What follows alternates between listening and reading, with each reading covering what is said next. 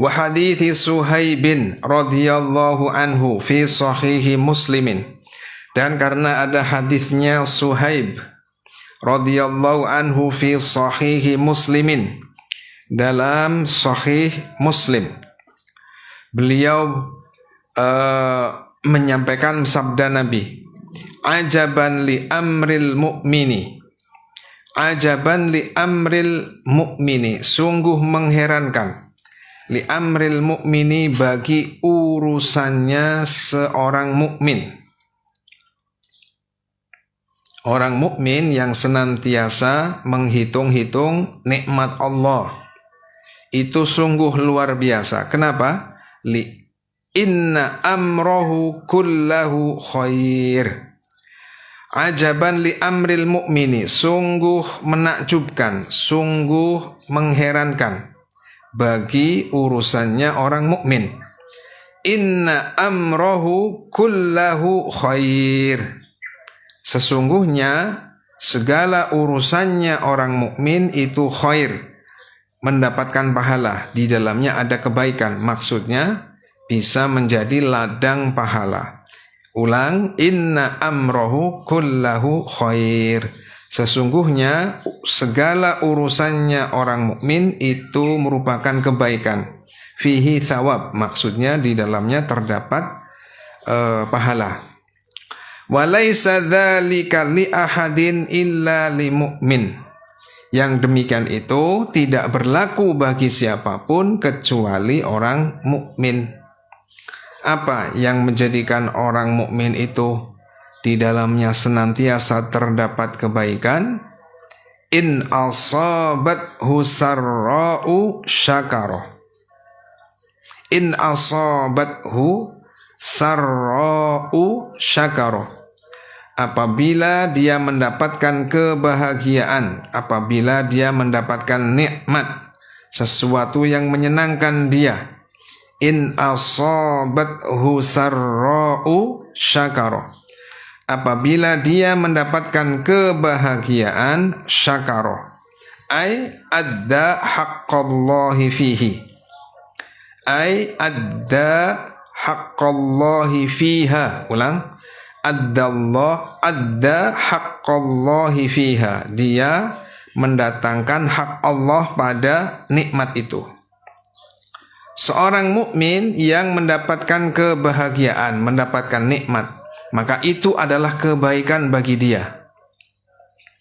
Dapat rezeki itu tidak kemudian lupa. Dapat rezeki tapi dia melakukan hak-hak Allah yang terkait dengan rezeki. Tidak kemudian menjadi sombong. Nih uang saya banyak, lupa kalau nikmat itu adalah dari Allah. Tidak demikian. Orang mukmin yang sempurna di antara cirinya adalah apabila dia mendapatkan nikmat, maka dia memenuhi hak Allah pada nikmat itu. Tidak untuk bangga-bangga, kemudian masih memenuhi hak Allah, yakni memenuhi hak-hak Allah pada yang kaitannya dengan harta.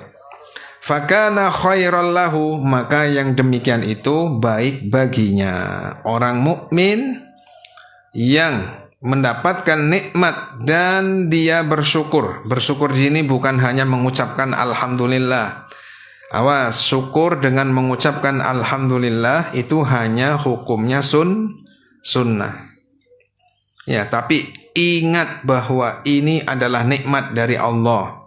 Nah, itu adalah merupakan kewajiban. Jangan sampai kalau kita dapat nikmat, jangan sampai kalau kita melakukan ketaatan kemudian lupa akan nikmat Allah Ta'ala. Nanti bisa terjadi ujub, nanti bisa terjadi dosa. Nah, apabila ada orang muslim yang mendapatkan nikmat, maka dia bersyukur. Bersyukur dalam arti memenuhi hak Allah yang terkait dengan nikmat itu. Nah, seperti itu ya. Kalau alhamdulillah itu hanya sebatas hukumnya sunnah. Wa in asabathu dharra'u sabara. Dan apabila dia terkena sesuatu atau dia mengalami yang tidak menyenangkannya, wa in asabathu dharra'u, dan apabila ada sesuatu yang tidak menyenangkan dia alami, sabara, maka dia bersabar. Maka dia bersabar apabila dia terkena dharra, sesuatu yang tidak menyenangkan. Apa saja, pokoknya yang tidak menyenangkan bagi dia, sebagaimana umumnya manusia.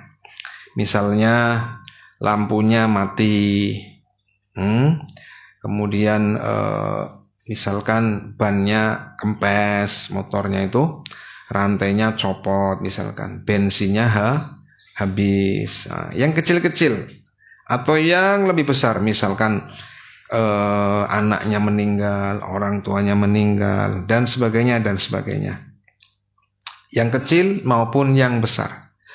Wa in asabathu dharra'u sabara. Apabila dia mengalami sesuatu yang tidak menyenangkan, sabara, maka dia bersabar. Bersabar dalam arti apa? Tidak sampai mengucapkan perkara yang dilarang. Yang dimaksud dengan sabar, tidak sampai mengucapkan perkara yang dilarang. Dan hatinya ridho akan ketentuan Allah. Orang sabar bukan berarti tidak sakit. Orang sabar bukan berarti dia tidak merasa kehilangan misalkan. Tidak demikian. Orang sabar, yang dimaksud sabar di sini adalah satu, dia tidak mengucapkan kalimat-kalimat yang dilarang. Contoh, ada orang yang ditinggal mati oleh seseorang. Dia tidak mengucapkan perkara-perkara yang dilarang. Misalkan, bojone aku wonge apik nemen. Maksudnya ben dialem ning wong. Ini termasuk dilarang. Ya, kalau nangis, kalau kemudian merasa kehilangan, itu sesuatu yang wajar. Tapi yang dimaksud sabaro, yang di sini nanti mendapatkan pahala adalah apa? Dia tidak mengucapkan perkara yang dilarang.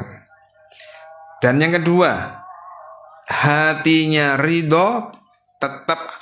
tetap ridho pada ketentuan Allah. Itu yang dimaksud dengan sabar. Bukan berarti tidak kecewa, bukan berarti tidak sedih, bukan demikian. Tapi maksudnya adalah apa? Dia tidak mengucapkan perkara-perkara yang dilarang. Dia hatinya masih ridho akan ketentuan Allah. Fakana khairal lahu. Maka keadaan yang demikian, orang mukmin terkena musibah tapi dia mendapatkan kebaikan. Kenapa? Karena dia tidak mendapatkan musibah akhirat. Dia cuma terkena musibah dunia. Dia cuma terkena musibah dunia. Musibah dunia itu apa? Ya tadi, kehilangan orang yang dicintai, kehabisan sesuatu yang ia butuhkan, tidak mendapatkan apa yang ia inginkan, misalkan. Itu namanya musibah dunia. Tapi kalau dia bersabar, berarti dia tidak terkena musibah akhirat. Yang repot apabila dapat musibah dunia, terkena juga musibah akhirat. Lisannya diumbar kemana-mana, hatinya kemudian tidak ridho. Wal'iyadzubillah. Nah, itu sudah sudah jatuh, tertimpa tangga pula, kata peribahasa kan begitu. Wis tiba ketibanan Anda, sudah jatuh tertimpa tangga pula. Nggak ada untungnya itu.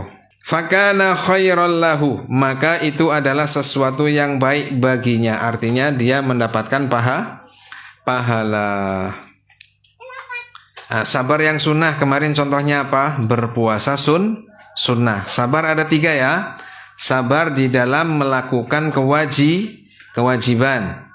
Sabar di dalam meninggalkan kemaksiatan. Terus yang ketiga, sabar di dalam atau ketika terdapat musibah. Ini wajib, 3-tiganya wajib. As-sabru ala ada'il wajibat. As-sabru fit ta'at. Kemudian yang kedua, as-sabru ala tarkil maksiyati. Kemudian yang ketiga, as-sabru indal bala. Sabar ketika melakukan ketaatan. Pagi-pagi atis, pagi-pagi dingin, seharusnya pengennya tidur, tapi karena dia sabar di dalam ketaatan, dia melakukan wudu, mandinya ditahan. Artinya sabar dalam melakukan ketaatan. Terus yang kedua, sabar di dalam menjauhi kemaksiatan, walaupun yang maksiat itu adalah sesuatu yang disukai dia.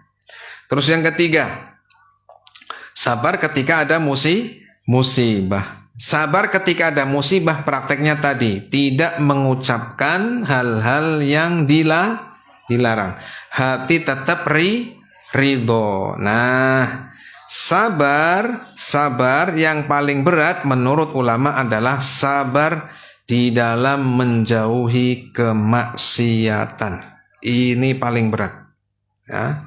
Sabar di dalam menjauhi kemaksiatan adalah sabar yang paling berat. 3-tiganya wajib, tapi yang paling berat adalah yang sabar berupa meninggalkan kemaksiatan.